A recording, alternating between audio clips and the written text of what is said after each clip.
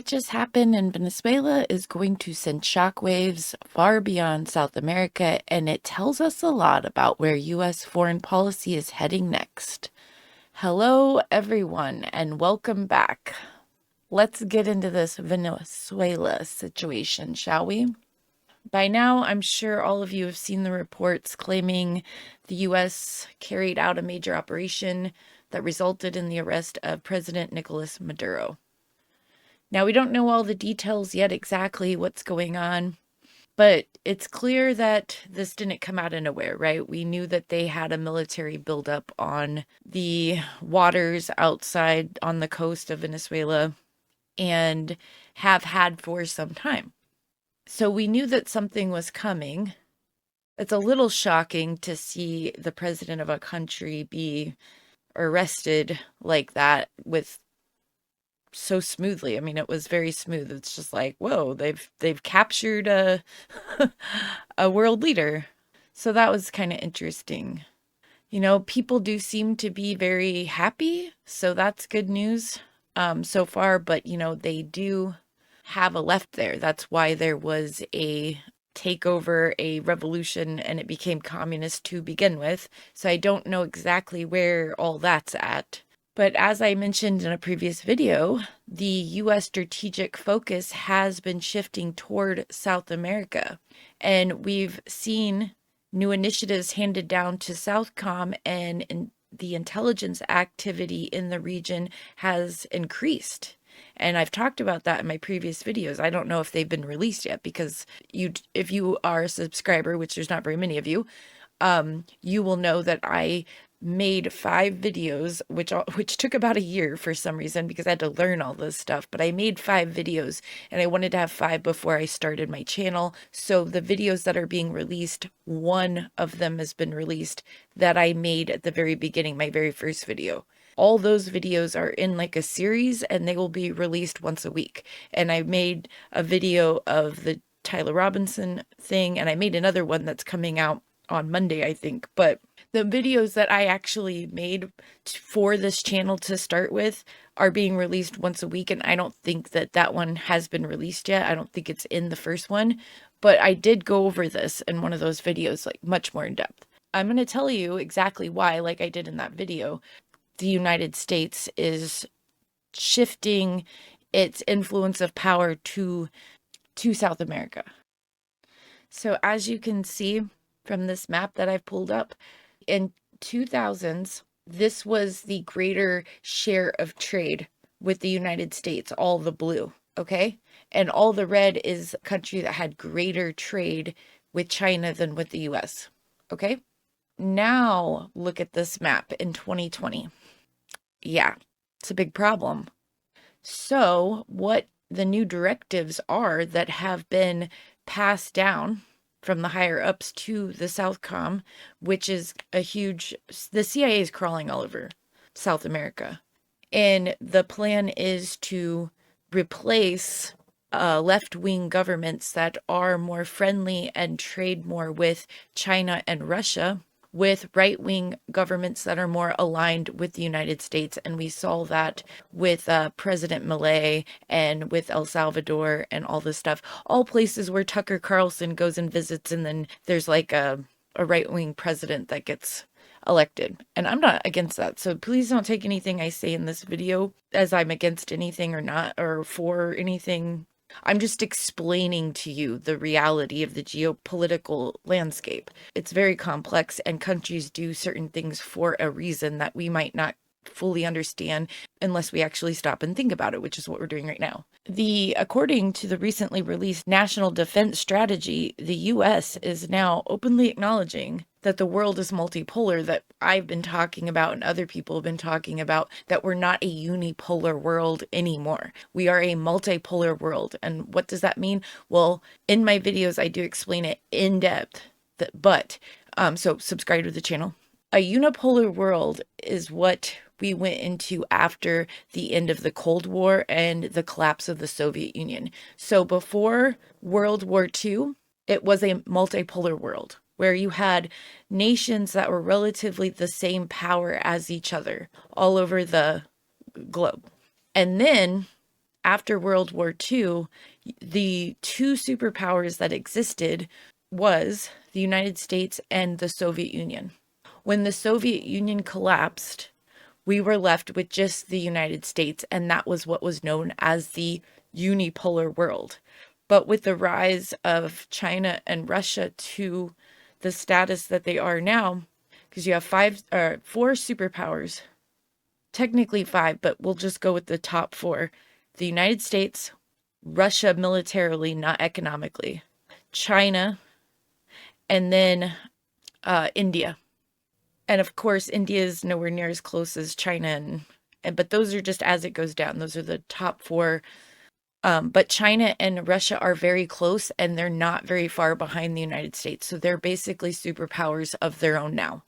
So now we're going into this multipolar world, and that is the stuff we've been seeing all over the globe with the changes, with the things that that China's doing, and they're making friends with India, and they're making friends with all, because they need to be able to trade, because they're a superpower. They have to have trade and alliances, and just like every other, country has to have, especially if you're a superpower, they have to have that too. And so you see a lot of this just weird stuff that maybe if you don't understand it this way, doesn't make a lot of sense to you. So now with the National Defense Strategy outlining that the United States actually is finally admitting to the multipolar world, which they haven't for quite a while, it talks about in there about how they're going to be focusing on their sphere of influence. Okay, so because of that, because we're not a unipolar world anymore, major powers are tightening their control over their spheres of influence. And what we're likely to see is superpowers becoming far more aggressive inside their own geographic regions. Hey guys, so it's that time where I need to ask you to subscribe to the channel. And if you're already subscribed, just hit the like, please. If you don't do this, I will be abducted by aliens. Thanks. So for us, that's South America. So this map that you're seeing on your screen, that's a real big problem, because we're going into a multipolar world. Other superpowers are going to get markets that we might miss out on. We have to start securing at least what's close to us. Our sphere of influence, they're doing the same thing. So the U.S. has been projecting force near Venezuela for quite some time now, and that presence wasn't accidental. It served as a direct threat to the government. And from there, the CIA intelligence operations reportedly, and I'm assuming, focused on pressuring and incentivizing officials inside both the government and the military. There's really no realistic scenario where this could have happened without internal cooperation. There were no serious attempts to stop it once it began. There were no alarms raised. So that tells you a lot. So what I'm thinking, and I've heard other people say, is that they had the CIA come in during all that time while the show of force was off on the coast. That's a pretty good incentive right there. And they were going around and they were bribing and incentivizing officials both inside the government and the military. Okay, so what does this all mean for Venezuela? There will likely be elections at some point. Who wins is still unclear. I'm not for sure who they even have to run beside that Machado lady, for example, Maria Corina Machado, for example, but she didn't seem to have overwhelming support, so it's hard to say. What I can say for sure is that whoever comes next will almost certainly be aligned with the US and politically right-leaning.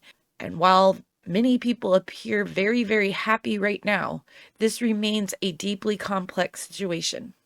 Venezuela, like everywhere else, has both a right and a left-wing population. So tensions could easily rise, especially if the US government becomes too openly involved or pushes change too quickly. That kind of pressure can create backlash. Another major factor is that Venezuela has a heavily armed civilian population. Widespread gun ownership adds another layer of risk if internal divisions escalate. At this point, we really don't know how it'll all unfold. I'm not really for sure. It's, we just don't have a whole lot of information, for one. Geopolitically, China is almost certainly furious. I mean, this is not good for our relations with China. Chinese officials were in Venezuela working on trade agreements when all of this happened. And that's a major embarrassment for Beijing and President Xi. And they're not going to be happy at all. And you know how the Chinese are. They're very, humiliation is not something they deal with well. Okay. Venezuelan oil is a heavy crude oil. And we actually do have certain refineries in the US that can only do heavy crude. And we used to get it from Venezuela a lot when they kind of shut that down from us for when the socialist government took control. We had to start getting it from Russia actually for a while because Russia makes a heavy crude as well. Not all oils are the same, and not every refinery can refine every type of oil. But it wouldn't make sense for the US to flood the market and damage its own domestic oil industry because we become a pretty big exporter of oil too. And if we go in and we just start ramping up the Venezuelan oil industry, well, that's going to compete with our domestic oil industry. So while gas prices may come down somewhat, because like I was sort of thinking that, I was like, maybe gas prices will just like drop, you know? But then I started thinking, no, they're not going to let that happen. They won't let it drop too much. So I don't expect a super dramatic drop, but it could drop some, which would be nice still. I mean, that's still nice. Since Russia oil is heavily sanctioned, Venezuela could replace it in certain markets because people have been getting around the sanctions. For example, they have to do like a bunch of finagling to actually be able to buy the Russian oil. That way it looks like they're not buying Russian oil. So if the Venezuela supply comes in, they might be able to replace those markets with that because it wouldn't be sanctioned. It would just make the whole thing easier. China, meanwhile, may lose access to Venezuela oil altogether, pushing them closer to Russia.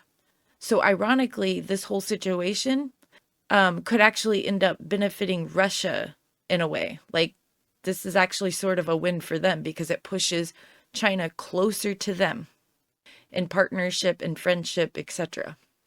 China and Russia over the years, with all this geopolitical craziness going on, have already become very deeply partnered. But this situation, it might strengthen that bond further. The safer option for China may be to rely more heavily on Russian energy rather than risk instability elsewhere. Like, for example, they might just choose to get more of their exports from Russia because it's less riskier than having to travel all the way to South America and then get it back where it could be embargoed, etc., when Russia and China are so close. And certainly if their trade gets cut off, they don't have a reason to come all the way here for something other than just oil, right? Either way, I imagine the leadership in China is extremely unhappy. One of the biggest questions moving forward is how this impacts BRICS influence in Latin America. Countries in the region just watched the US remove a leader from power. That sends a very clear message. I imagine a lot of leaders in South America are suddenly on the edge. And this is a powerful tool when it comes to enforcing alignment because they want these countries to align with them. They don't want any trade with China. So I imagine policies are going to start shifting. Brazil is another major concern. It's the largest BRICS country in Latin America, I'm pretty sure. And China is its biggest trading partner. So these countries are now being put in the impossible position, forced to choose between economic survival or political alignment. I mean, just imagine if the US were suddenly cut off from China entirely. Our entire economy would collapse. And so that's a situation some of these countries are facing, and hopefully there's a way to address it. Hopefully there's a way to taper it down, right? I hope that, like, this is what I'm saying, like, there's so much that goes into this that I don't see anybody talking about all on Twitter or whatever. Okay, then there's the issue of the drug cartels, an incredibly complex and deeply entrenched problem. The black market drug trade is tied into cooperation at multiple levels of government, and it's not something that you can just simply dismantle overnight. So that's another really big problem to think about. How are they going to deal with that? And by they, I mean the US government, because it sounds like we're going to be there for a while to make sure everything is copacetic. I've said a little rant. I've given us some information to think about. I want to play a short clip from Nick Frietas. He has a YouTube channel, but he was also like a congressman in West Virginia, I believe, either West Virginia or Virginia. And so he has this video where he explains a lot of things that could go wrong very quickly because he's been through this type of stuff before. Not to be like Debbie Downers or anything, like happy for the Venezuelan people. I really do hope everything goes well. It's just there's a lot of stuff to think about and talk about with this kind of situation. It's very interesting. Okay, I'm going to stop right there because not because what he's saying isn't important, but because it's kind of separate from the issue at hand with respect to Venezuela. Again, sorry about the mic issue. Still trying to work all that out. Okay, well, like I said before, my major concern with this was going to stem from the idea that that if this was a limited surgical strike in order to go after Maduro alone because of what has been going on, that would be one thing. But if it was going to require a long-term U.S. military presence, I was going to be a lot more skeptical of that. And it sounds like what he's saying is that there will be a limited presence. It sounds like in part to secure the areas where the oil operations are going on, and potentially to assist with a peaceful transition of power. Now I'm going to read off what I wrote out as he was saying all this. I said, with all due respect to President Trump, when I thought this was a limited strike to go after Maduro, I was willing to defend it. But now that I hear we'll be running Venezuela, and again, he clarified, he doesn't just mean we'll be running it. There's supposed to be a team in conjunction with the Venezuelan people. Okay. Another thing I just thought about was that this is also, I don't know the legality of all this. Like, I've not experienced or really thought about this, but I'm not for sure how illegal it is to do what they did. And I'd have to like look into that and like maybe listen to some lawyers or something, which I'm sure there will be people doing that over the next couple of days, and I will go investigate that. But I know internationally it could be something. And that's just another example of this rules-based order that the United States has put into place where it expects everyone to follow these arbitrary rules that aren't really set in stone, that nobody really understands, and that they break constantly. So it's very confusing for all these other countries, right?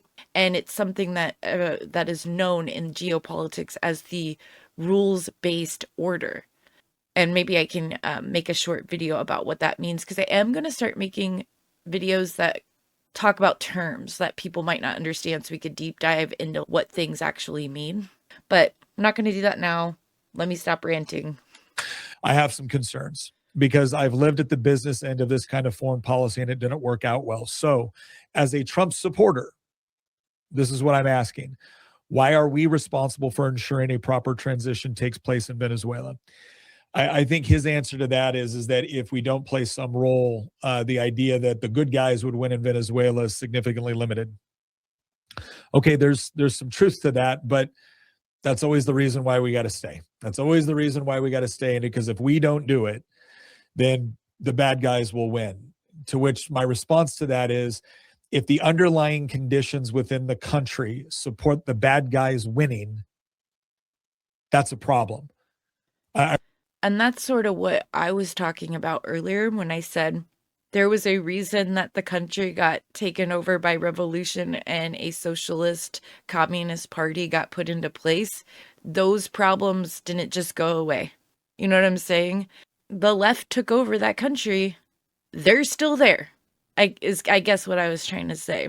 I remember when George Bush asked, where's the Iraqi Thomas Jefferson? What a stupid question, which demonstrates zero understanding of Iraq, right?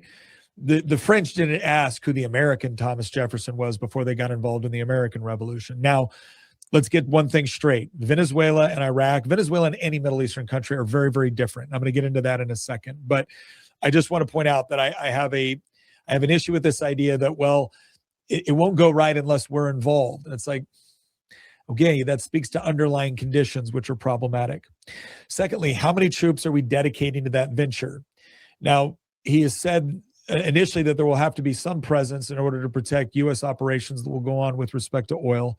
And I already see the comments saying it's all about oil. Again, I think that's an oversimplification. But the bottom line is that if we are there to help facilitate, I think what Trump described as a safe, secure, and independent Venezuela, the question will be is, okay, how much time, troops, energy, blood, treasure are we going to spend for that? What do we consider to be a safe, secure, and independent Venezuela to look like, and how do we measure when we have achieved it? Okay, so that's a really good question because our definition of that could be completely different than the people there, right? And I feel like that's always sort of a big disconnect, is that other countries are not us, and they have a different way of perceiving things. And we tend to like think we're the best people in the world and that we want to put our, and it's okay to think that, like, yeah, we think that, but we can think that, but then also not like force everyone else to think that as well, right? Do you see the dichotomy there? We think that because we want to be proud of ourselves, but we don't then force everyone else to also think that. They should also think they're great and that they have great potential and etc. in their own unique ways. And so that's a really good question he's asking, because I'm worried about that too, because what exactly does that look like to them should be the question, right? Not to us. Again, I think those are good questions for us to ask before we start dedicating significant resources. How much blood and treasure are we willing to dedicate to this venture? Again, this just kind of rolls into my overall concern. And then what does the U.S. get out of this? Now, I think there's two things that Trump articulated here that he believes that actually three things that the United States gets out of it. One is it significantly reduces the amount of drugs coming into the United States, right? That's one thing that he listed. Another thing is that it's the opportunity for a very significant country within our hemisphere and sphere of influence to be friendly to the United States as opposed to friendly to Russia, China, Hezbollah, and everything else. That's another thing he believes the U.S. gets out of this. The third thing that Trump articulates the United States will get out of this has to do with oil. So it was U.S. oil companies that largely helped develop Venezuela's oil industry at the outset. And again, when the socialists kind of took charge, they kind of believed in this idea that they could essentially expropriate that or nationalize the industry without giving fair compensation. You can have debates all day long about that, but he's not wrong that does explain at least some of what happened over there and how it had a significant impact on us. Another thing that I thought of too that could be beneficial is that if things work out well with this whole endeavor, a bunch of Venezuelans could go back to their country, right? So that would mean a lot of people are leaving America, and that would be, on the right, good for the right, because we want to get rid of so many immigrants that have came here. So if the country is made safe again, many people will probably choose to go back home. But the question of how much will the United States benefit, or will we be able to, again, the idea that the United States is going to be able to sell Venezuelan oil in order to pay for our troubles. I mean, that's more than we usually get. But the question is it significant or is it sufficient? And the thing is, I ended my original post with, I genuinely want to understand how this is supposed to work. And the response I got from people was, why don't you calm down, Nick? Why don't you stop acting like, a beaten down conservative? Not every war is Iraq or Afghanistan. So I wrote another response to that, and here's what that is. I said, it is not that there are no examples of successful foreign-imposed regime change. There are, but it usually requires a level of commitment and persistence that includes an incredible amount of blood and treasure, not to mention overwhelming force. Venezuela is very different than a Middle Eastern country. I realize that. it brings different challenges that have to be properly understood for it to work. For instance, Venezuela has incredibly challenging terrain and infrastructure issues that are very conducive to insurgent operations. The current government and military elements are tied in closely with, if not running, the cartels, which means cartels and insurgent elements will have access to quality military equipment, explosives, etc. Where do we anticipate the most organized resistance to come from? And will we be able to successfully control urban centers as well as rural areas that are harder to reach and control? Will the incoming administration have a military and police force capable of maintaining order, and will be supportive and will it be supportive of the new government, or will U.S. military power be required to prop up the new government, and if so, for how long? That is why I'm respectfully asking questions of an administration I respect. These are the questions of someone who has not only been educated and trained in these operations, but has conducted them on behalf of the United States government. So for the people telling me to calm down, you sound just like someone whose military experience has largely been acquired by playing Call of Duty and has never had to pay any real price for failed American foreign policy. So you can quite literally piss the hell off. And that is how I feel about it. I don't mind people saying, Nick, I think you should consider these other things. That's fine. I don't mind having good faith arguments. I don't mind people disagreeing with me in good faith. Okay, so this is one of the things that has been frustrating me so much on the right. On the right lately, which is really odd to me because it's not like this just happened recently. The right is diverse. The right is, we're all so incredibly different. We all have tons and tons of different ideas.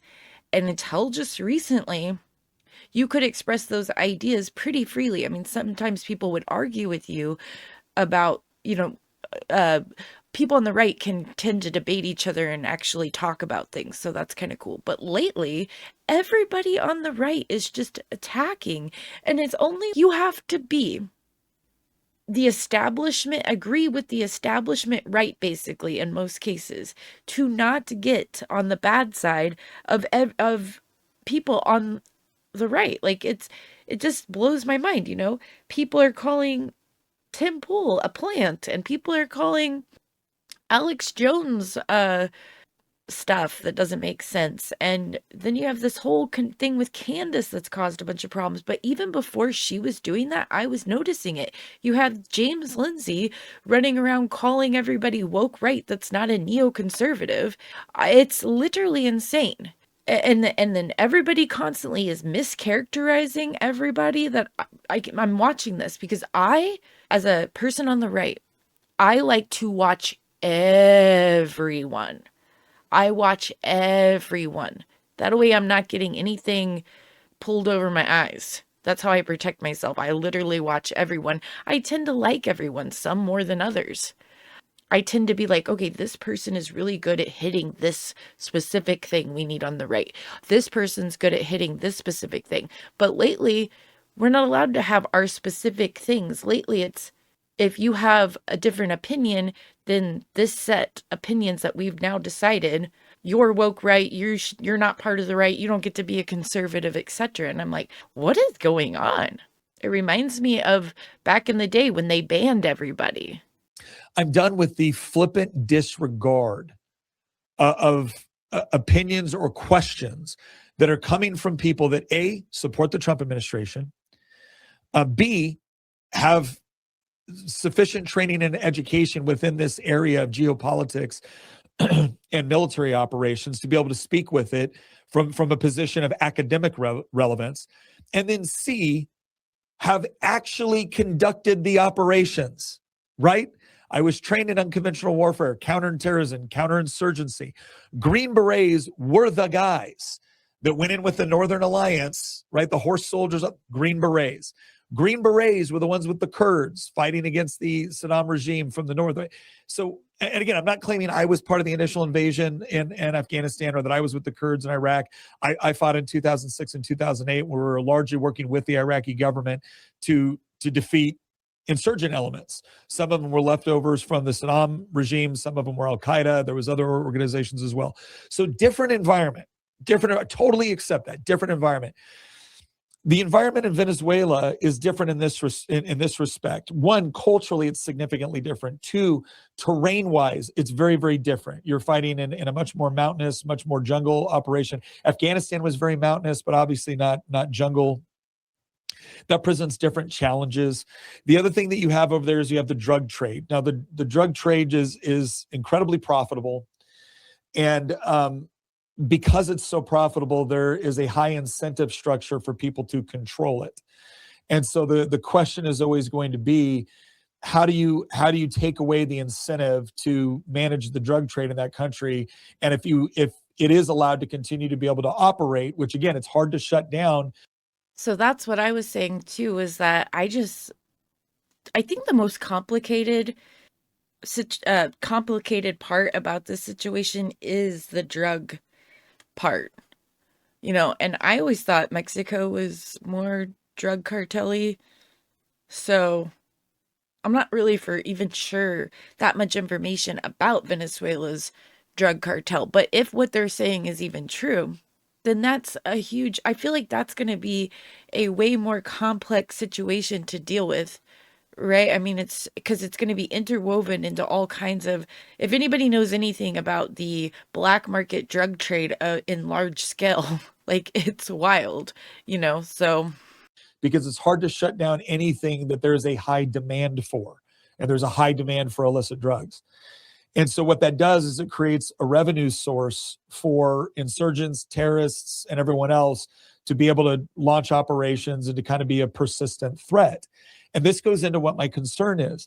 If we're now responsible on some level for managing Venezuela until they can achieve a peaceful transition of power, until they can kind of sort out what happens next, who's going to be running the country, how do they have a military that is no longer staffed predominantly by people that felt some sort of loyalty to the Maduro regime, or are being financed in part by drug cartels that are presumably going to continue to operate, even if it's at a reduced capacity and in the more remote areas of the country. Asking the questions of, how do you control the urban centers? How do you do that? Like, if Trump is saying he's already threatened a second wave. He goes, we were prepared with a second wave. He goes, so it's like the United States is going to play. So I didn't know that. I didn't know that there was a second wave planned. So what is that? What does a second wave mean? That sounds worrisome. To take out like more of the government, like, or the military, like certain parts of the military or the government or something. What's the second wave for? They're not, maybe they didn't say, I don't know. Play a leading role in governing Venezuela until they can have, in his words, a safe, secure, and independent Venezuela.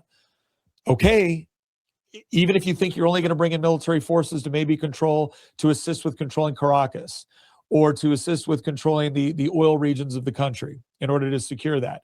And again, I get what he's trying to do there, because if you can secure the oil thing and you can have it function well without all the corruption, the Venezuelan people can actually benefit a lot more from the oil industry that they possess. And theoretically, that would go a long way into garnering support for whoever the regime is that takes over, for whoever the administration is that takes over, that has presumably American support and backing. But you're still going to run into issues with people that either don't like U.S. involvement, Venezuelans don't like U.S. involvement, or internal political infighting within the country, or. Yeah, so that's what I was thinking too. I hadn't made it this far in the video, only saw like the little first part, but that's what I was thinking too, was that you're going to have political infighting. You're going to have unrest if people perceive the US government is taking things over. You know what I'm saying? Like, okay, so right now everybody's super elated. Okay? Once they come down from that and then they look around and they go, oh my God, the United States is like taking over our government. They're cooing. You get the conspiracy theorists out. I guarantee you they have them there too, right? And then you get them saying, the United States government's, controlling our elections. Maybe they're right. Maybe they're not. I don't know. But like, do you see what I'm saying? We're talking about a country. We're talking about a population, a big country, like, so there's a lot that goes into it that I just don't think people are quite thinking about. But I do. I think about these things like this. This is how I think. I run things through my brain, scenarios, situations. If this happens, what happens? What do we do? You know? So I'm glad he was also thinking about that.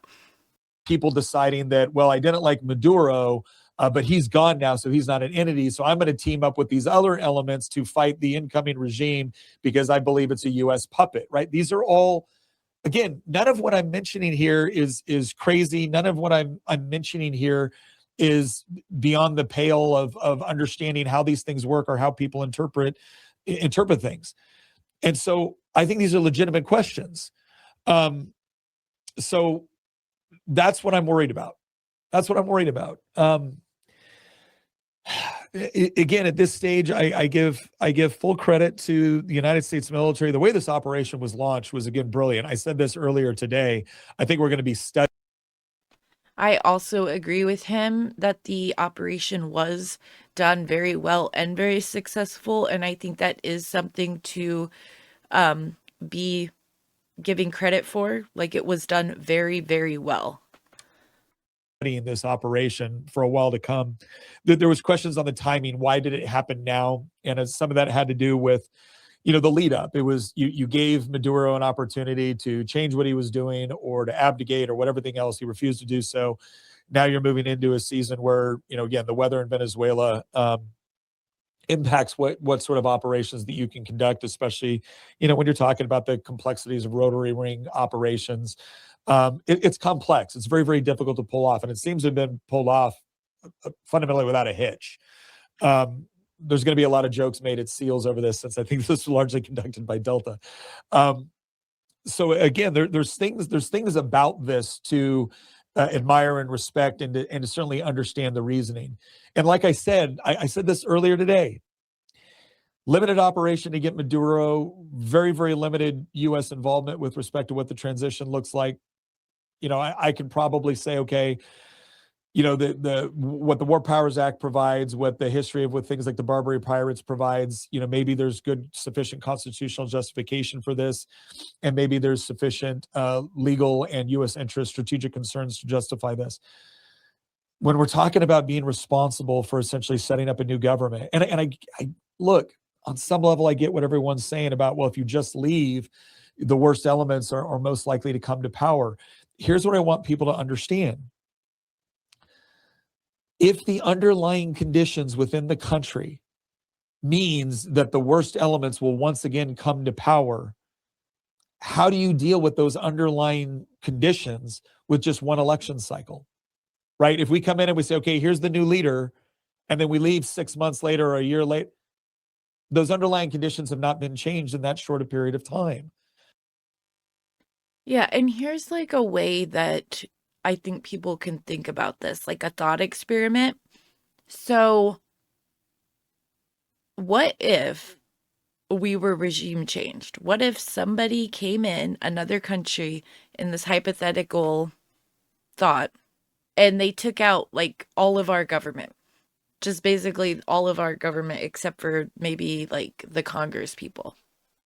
Who would you want to replace them with? Like, if the whole Trump cabinet was gone and all we had left was congressmen at the federal level, who would we want to replace them with? I don't like any of those people. And maybe the only one we could honestly trust maybe is Rand Paul, but most of the country's not going to vote for him anyway. So we're going to get like Ocasio-Cortez in there, or Chuck Schumer, or Lindsey Graham. I mean, just think about it. That's what he's trying to say, and that's what I was trying to say, because we don't know what potential government they could even have that they could even vote for. I'm not for sure. I honestly don't know. But if it's anything like most governments, they're all crap. They're all not good, right? Whoever they're going to vote for, and you still have the entire population is not aligned onto one purpose. So if you have votes, It could go either way. So then that means the United States has to be in there. They have to cause colory revolutionary type stuff going on so that then they can get a person that is United States aligned, but that person's probably still corrupt. That person's probably still not good. Do you see what I'm saying? How do you manage that? How do you deal with that? And the answer typically, when you look at places like Germany and the nation building that went on there, it was massive U.S. military presence, which is still there to this day. Now, again, you could argue that it's no longer necessary to be there, but for a long time, the combination of the split between East Germany, West Germany, the Soviet bloc, but also trying to ensure a stable Germany that would be within the Western or the U.S. sphere of influence, that required an enormous amount of money and U.S. troop commitment. Japan was a little bit differently because it was an island, right? And that does impact things because the number of countries that had the ability. I mean, the Soviets could have theoretically gone through the Fulda Gap and launched another war.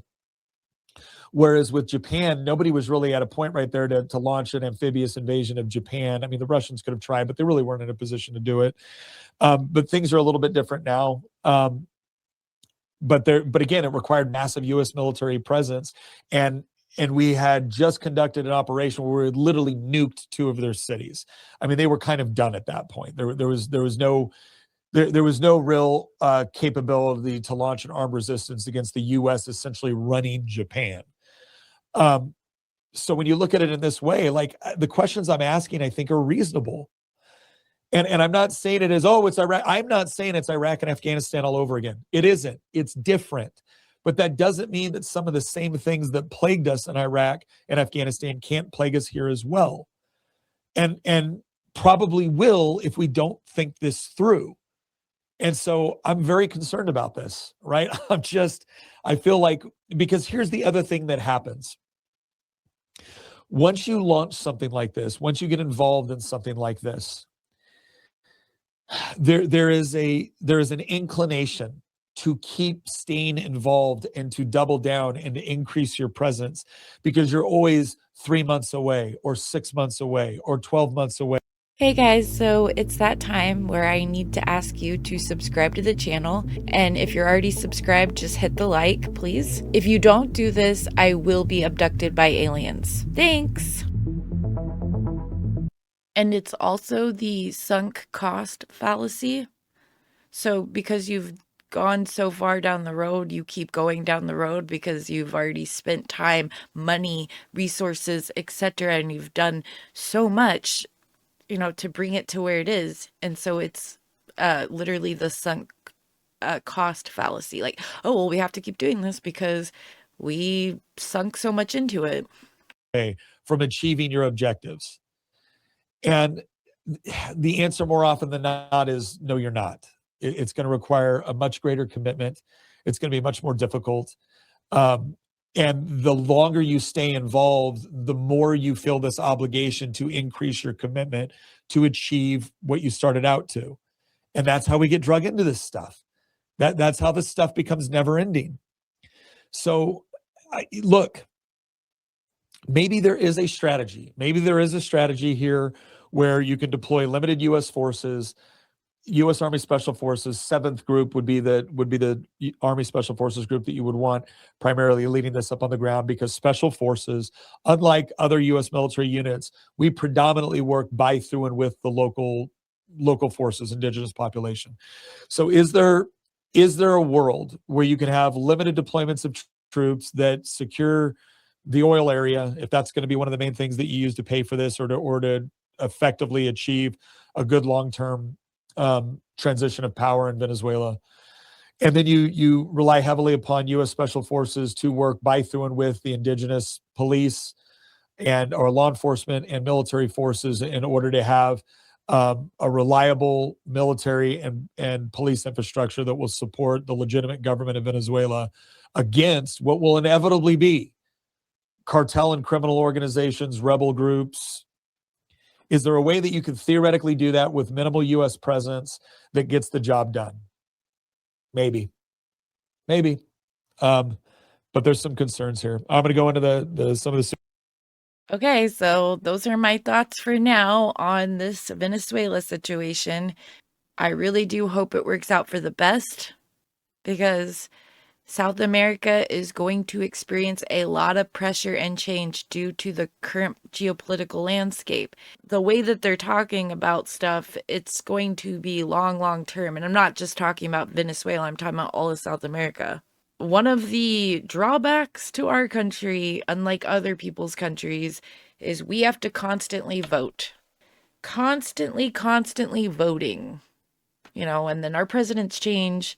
And that's why we just have this bureaucracy that does everything, because we're just constantly campaigning and our presidents don't get to actually have long-term plans put into place. So what do we do if it all changes, with the next president? We don't know. So it's just kind of risky in that way too. I don't know. But I do hope it works out for the best. I will be doing a follow-up video where I read through the updated national defense strategy in detail because it's really interesting. There's a lot of really interesting stuff in that. It's a change. It is a fundamental change from the last one. And so there's a lot of stuff in there that gives you a look into the mindset of this administration. So, and the bureaucrats behind it that are in there. But then also I wonder with that, even if the neocons will let some of that stuff happen, because there's stuff in there they won't like, but we'll have to see. So keep an eye out for that. Thanks for watching, and I'll see you next time on the Eclectic Journalist.